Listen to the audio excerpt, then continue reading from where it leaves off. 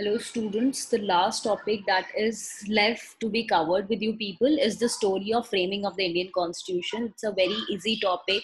I know that you people already know about the story of the framing of the Indian Constitution, how Indian Constituent Assembly was created, and what was done, how the drafting committee was selected, how many members were there in the drafting committee, what was objective resolution, what was preamble. So everything has you must be knowing previously also, but this is just the gist that I'll be giving you. This is the last topic that I have to cover.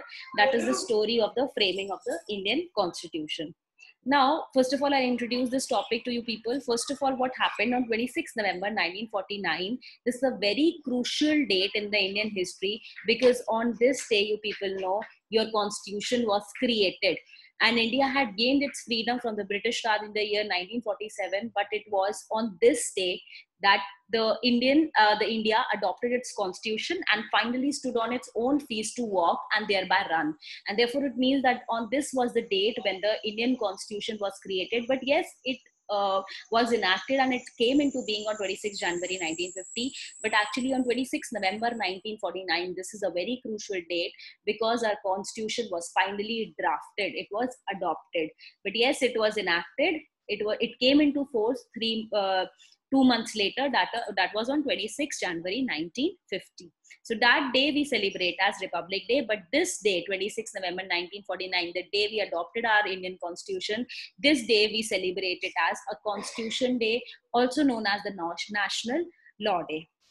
Now, next is I'll give you a historical background, a brief historical background about the formation of the Indian Constitution. Now, you people know that the Britishers ruled in India for almost 200 years, and there was the first outburst for freedom, also known as the First War of Independence, was the revolt of 1857. It was also known as the Sepoy Mutiny because it was started by the Indian troops, and it began the troops which were employed by the Britishers but were actually Indians, and it began on 10th May 1857 at Meerut and continued until December 1858. So it was fought for almost 1.5 years. And after this revolt, what happened that Britishers came to realize that yes, our days in India are a little less because very soon these Indians are having a lot of resentment with us, and very soon they'll be revolting back. So then, even if the revolt of 1857 was a failure, Britishers did not go outside the territory of India, but still it basically established a huge impact on the British conceptions. And after this, the East India Company rule was abolished. The crown rule started. The crown started ruling in India.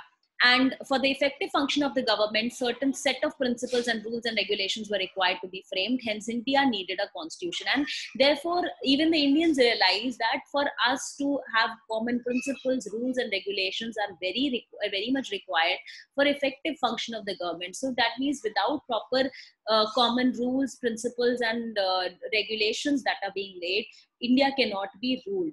India cannot be run, or the functioning of the government cannot happen, and therefore we required a constitution. But then who will make this constitution? And therefore the idea to create a constituent assembly was proposed by M.N. Roy. He is also known as Manabendranath Roy, also called M.N. Roy. So it was in 1924 that for the very first time the idea for a constituent assembly was proposed, and it became an official demand of the Indian National Congress in 1935. C. Rajagopalachari voiced the demand for the Constituent Assembly on 15 November 1939 based on adult franchise, and was accepted by the British in August 1940, also known as the August Offer.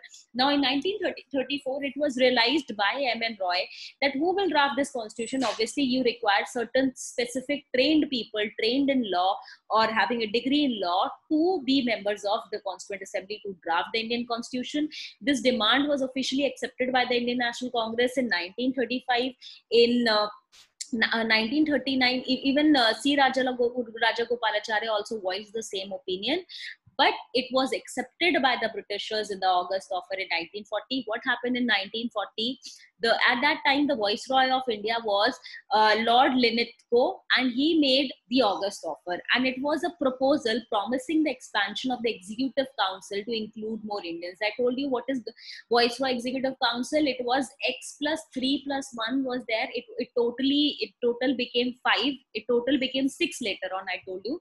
So X plus 5 members were there, but it was promised by the Viceroy that more Indians will be included in this Executive Council, and the establishment of an advisory war council giving full weight to minority opinion and the recognition of Indians' right to frame their own constitution. That means while giving a speech about the August offer, the Viceroy of that time, Lord Linlithgow, said that yes, we'll promise the expansion of the Executive Council, and we are also recognizing the right of Indians to frame their own constitution. So this right was recognized in 1940. So therefore, from here onwards, the Britishers will also help us in making our own Constituent Assembly. And after this, you'll see the coming up of Cripps Mission Plan, Cabinet Mission Plan, all have the same aim. The aim was to create a Constituent Assembly that will draft the Indian Constitution. I'm again giving you what was the historical background. After the revolt of 1857, it was very certain that India will achieve its freedom, and after freedom, India needed a government. So it was certain that India requires a government, and it has to be there for the effective function of the government. A constitution is required. See, constitution is a body which has common law of the land. It is known as the law of the land. Why? Because it has principles, rules, and regulation that guides the entire nation, and therefore a constitution was also required for India. This idea was put forward by M.N. Roy. Later, this demand was also accepted by the INC in 1935. C. Rajagopalachari also voiced this opinion to have a Constituent Assembly, but this was lately accepted by the Britishers in 1940 in the August Offer. So yes, this is the historical background for the creation of a constitution. Next is, I told you that in 1940, when the Britishers accepted this demand, obviously they'll be sending missions to India to formulate the Constituent Assembly. And in 1942, the Cripps mission came to India, but it failed in its attempt to to create a Constituent Assembly. The mission was headed by Senior Minister Sir Stafford Cripps, Lord Privy Seal, and the leader of the Common House. But the Cripps worked to keep India loyal to the British war effort in exchange for a promise of elections and full self-government. That means dominion status once the war was over. So Cripps mission basically promised the Indians that once the war will be over, which war is happening right now, at this time the Second World War is being fought, and Britishers obviously required the support of India, because though they were ruling in India, they were clear that without the people supporting them, it is very difficult for them to win the war, and therefore they asked the people of India to support them at this time.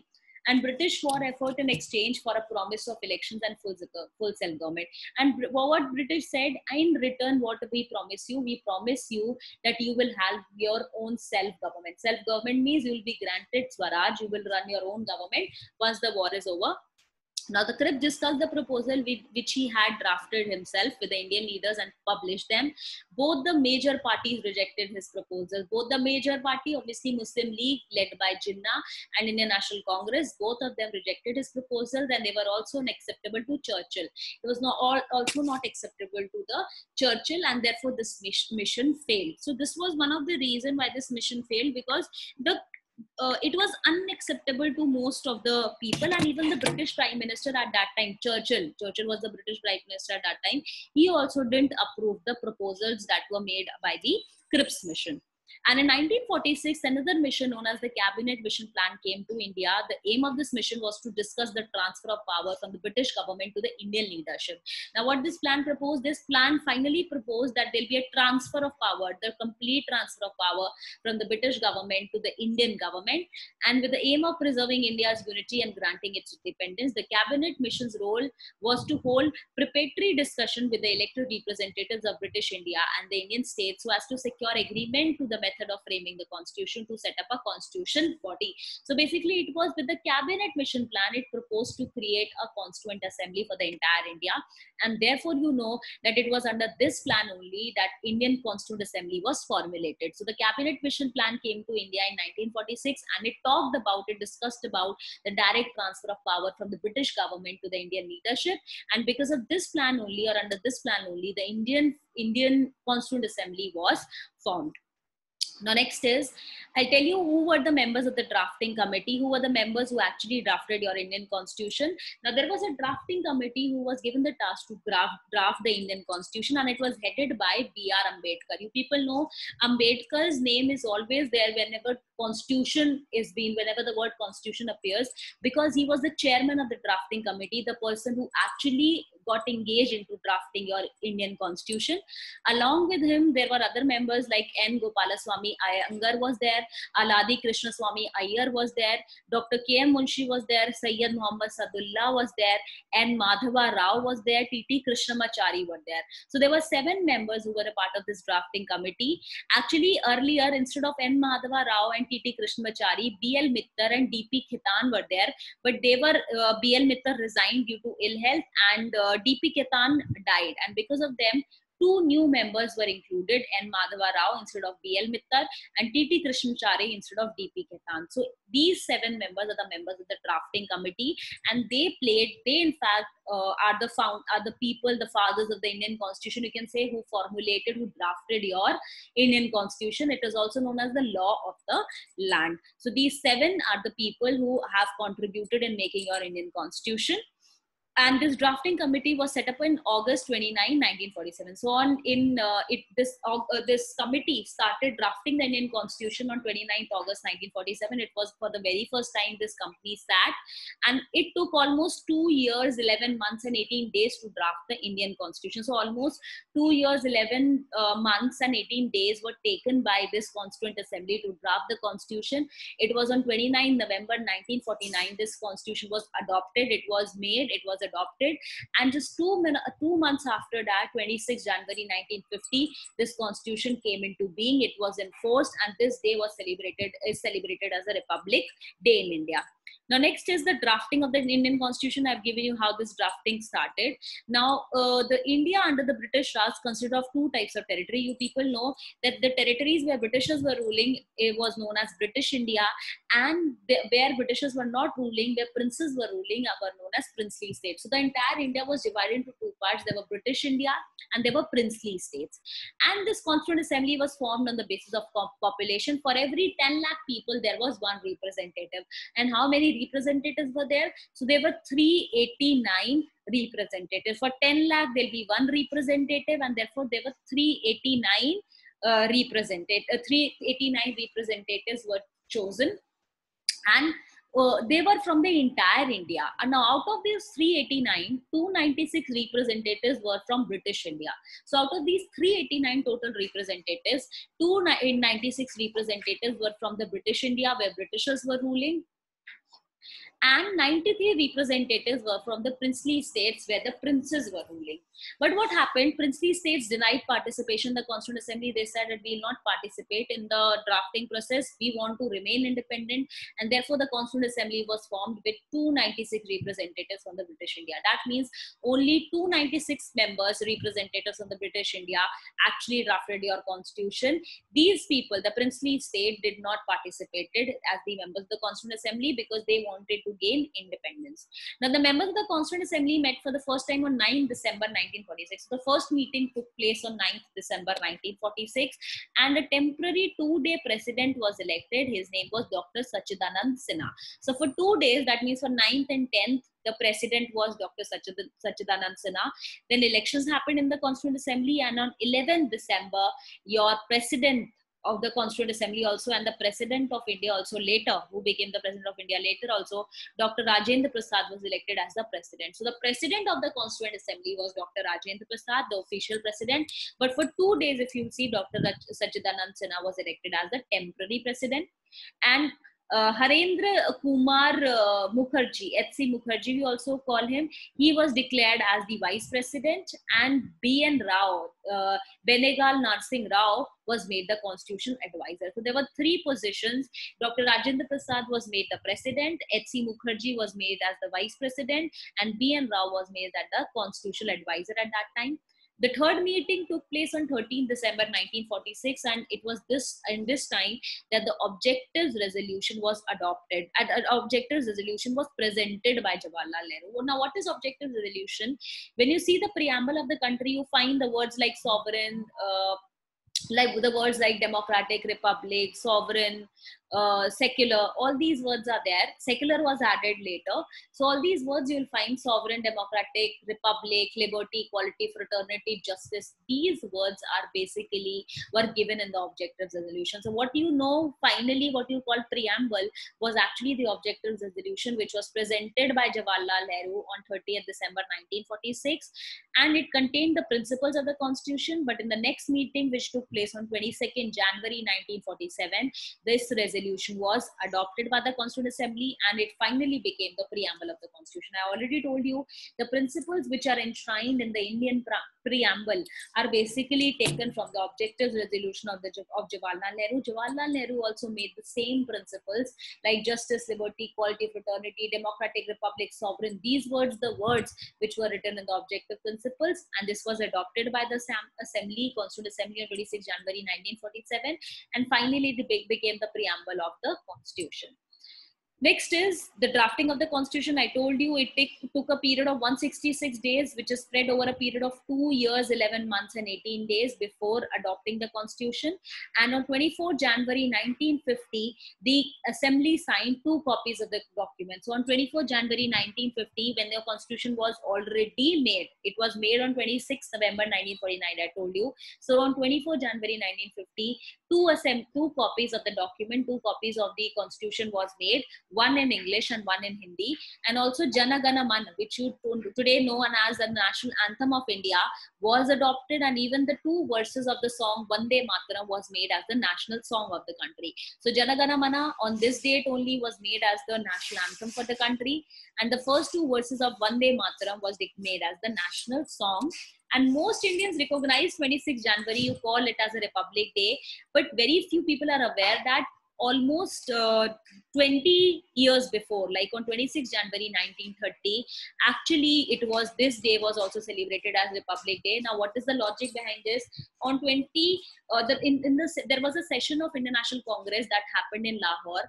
That session was there, or it was there in December. That session was there in December 1929. So that session happened in Lahore, and in that session only Jawaharlal Nehru declared that we demand a Purna Swaraj. Purna Swaraj means complete independence. So Jawaharlal Nehru was made as the president of the Congress in that Lahore session, which was held in 1929, and Jawaharlal Nehru demanded for a Purna Swaraj.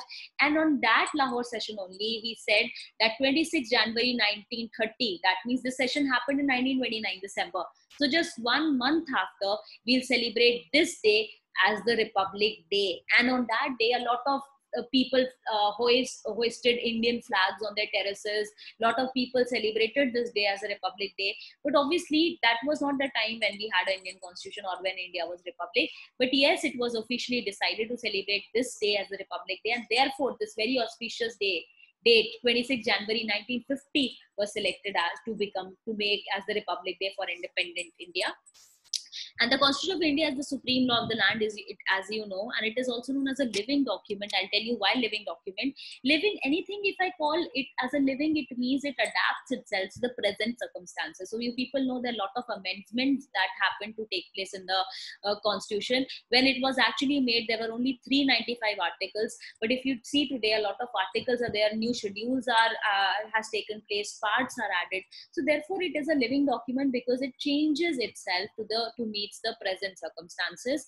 And basically the constitution lays down the framework defining fundamental political principles. So the Indian political principles are clearly defined in the constitution. It establishes the structures, procedures, powers and duties of the government. If you see the Indian constitution, you will clearly can identify these are the powers of the president, vice president, governor, chief ministers, council of ministers, and what are the procedures of election, removal, impeachment. All these, everything has been given in the Indian constitution. That means establishes the structure, procedures, powers and duties of the government institutions, and sets out fundamental rights, DPSPs, and the duties of citizens. So everything has been given in the Indian constitution. The fundamental rights of the citizens, the directive principles of the state policies, duties of the citizens, everything is being mentioned in the Indian constitution, and therefore we can say that it is the law of the land. It's a living document. It's the supreme law of the land. The last is, if you people know, Indian Constitution is the longest written constitution of any sovereign country in the world. And at the time of commencement, when the constitution was made, the constitution had 395 articles. So when the Indian Constitution was made, initially it had 395 articles, 22 parts, and 8 schedules, and it consisted of almost 80,000 words. But if you know, today we have a lot of more articles have been added to this. These articles remain the same. Amendments are added to this. 22 parts are there, and 8 schedules have increased to 12. So schedules and parts have been defined again. Parts remains the same, articles remain the same, but yes, the schedules have expanded more, and it consisted of almost 80,000 words. So this is actually the constitution at the time of its commencement. So this is basically how the Constitution of India has been drafted. So first of all, you start, this is very important, you start that how many representatives were there who drafted your Indian Constitution. There were 296 representatives initially, but later princely states also joined. And the first session took place on 9 December 1946. Dr. Sachidanand Sinha was elected as a temporary president, but later Rajendra Prasad was elected as the president. On its third meeting, that was there on 13 December 1946, Jawaharlal Nehru presented an objective resolution in the Constituent Assembly, which laid down basically the underlying principles of the Constitution, which is later came to be known as the preamble of the Constitution. Then you will say that it took almost 2 years, 11 months, and 18 days to the Constitution to be made. And it was on 24 January 1950 that the Assembly signed the 2 copies of the document, one in English and another in Hindi. And the song Jana Gana Man was declared as the national anthem. And the first 2 paragraphs of Vande Mataram was made as the national song. And 26 January 1950 was celebrated as Republic Day. Constitution is actually the supreme law of land. It is also known as a living document because it can change itself to meet the present needs. And it lays down the fundamental political principle, establish the structures, procedures, powers, duties of the government and institutions, and sets out fundamental rights, DPSPs, and duties of the citizens. And it is divided into 395 articles, 22 parts, and 8 schedules at the time of its commencement. It consists of almost 80,000 words. So these are the data which you should write while drafting the Constitution. So for example, if the question comes, what is the story of framing of the Constitution? You will start your answer by introducing that when it was made, and when it was actually enforced. Then you can say that what has been the historical background, when it was decided that a Constituent Assembly is actually required to draft your Indian Constitution. Then you can say about the plans, the Cripps Mission Plan, which actually failed, the Cabinet Mission Plan, which has drafted your Indian Constitution. Then you'll write the members of the drafting committee, the 7 members you should know. Then finally, drafting of the Indian Constitution, summarize it in your own words and write it. Now, this can come as a 10-mark question, but obviously this is an important question because in your Indian and legal constitution history, when your history is divided into Indian legal, that means all the law-related history you should know, and constitutional history, that means all the constitution-related history you should know. Then obviously this becomes a very important question. So this is the end of my lecture. And in fact, this is the end of the syllabus as well. With this topic, your syllabus is over. In case you have any queries, write it to me. I'll revert it to you people. But also I'm suggesting that I'll be sending some of the revisionary videos of some of the important topics to you, so that you can also have a tap of it. In case of any queries, I'm again telling you people, you can mail me the same. I'll revert it to you people. Thank you so much.